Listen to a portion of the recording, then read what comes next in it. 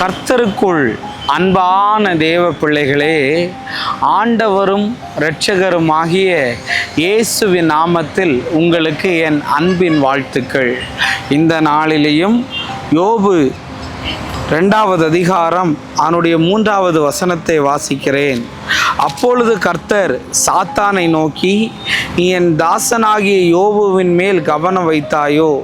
உத்தமனும் சன்மார்க்கனும் தேவனுக்கு பயந்து பொல்லாப்புக்கு விலகுகிறவனுமாகிய மனுஷனாகிய அவனைப் போல பூமியில் ஒருவனும் இல்லை.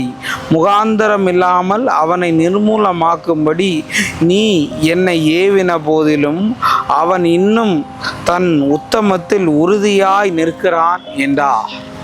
பார்த்தீங்களா, யோபுவை குறித்து சொல்லப்பட்டிருக்கு, அவன் தன் உத்தமத்தில் உறுதியாய் நின்றான்னு. இன்னைக்கு என் மெசேஜோடைய தலைப்பு அதுதான், உறுதியாக நிற்கணுங்க. நீங்கள் ஆண்டவருக்காக, ஆண்டவரையே போய் பிசாசு ஏவுகிறான். என்னன்னு, அவனுடைய வாழ்க்கையில் அவனை தொடுகிறதுக்கு எனக்கு பர்மிஷன் தாங்கன்னு. ஆண்டவரும் பர்மிஷன் கொடுத்ததுக்கு அப்புறமும் அவன் உறுதியாக நின்னான். இன்னைக்கு நான் சொல்ல வரேன், பிசாசு ஏதாவது காரியத்தில் உங்களை வீழ்த்தணும்னு நினைக்கலாம். பிசாசு ஏதாவது ஒரு விதத்தில் மறைமுகமாகவோ வெளியரங்கமாகவோ உங்களை வீழ்த்தணும்னு நினைக்கலாம். அந்த நேரத்தில் நீங்கள் உறுதியாய் நிற்க வேண்டும் என்று ஆண்டவர் எதிர்பார்க்கிறார். ஆமென் சொல்லுங்களேன். யோபு உறுதியாய் நின்றதுனால அந்த பிசாசோடைய பாட்சா ஒன்றுமே பலிக்கலைங்க. இன்னைக்கு ஒரு மாதிரி பயந்துட்டு, நான் பாவத்தில் விழுந்துருவனோ, எனக்கு இப்படி ஆயிருமோ, எனக்கு அப்படி ஆயிருமோன்னு நீ நிற்கக்கூடாது. உறுதியாய் நிற்கணும்.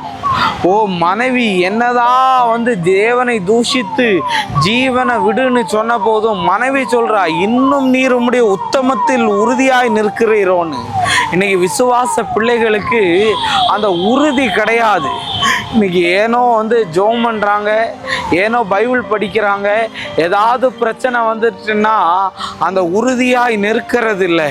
ஆனால் யோபு உத்தமனும் சன்மார்க்கனும் பொல்லாப்புக்கு விலகுகிறவனுமாய் இருந்தால் கூட அவன் உறுதியாய் நின்றான். என் பிள்ளைகளே, என்னுடைய வாழ்க்கையில் ஆண்டவரை விட்டு போகும்படி எத்தனையோ வாய்ப்புகள் வந்தது. எத்தனையோ முறை பாவம் செய்யக்கூடிய வாய்ப்புகள் வந்தது.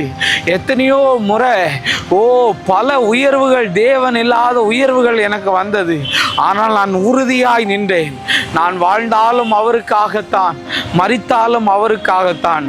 அதனால தான் இந்த பிசாசுகள் என்னை பார்த்து அலறி ஓடுகிறது.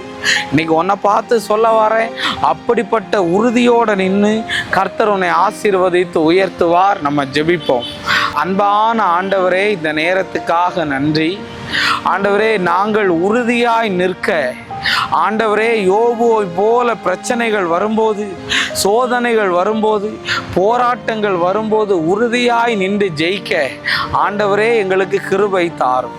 இயேசுவின் நாமத்தில் வேண்டுகிறேன் நல்ல பிதாவே. ஆமென், ஆமென், ஆமென். God bless you. கர்த்தர் உங்களை ஆசீர்வதிப்பார்.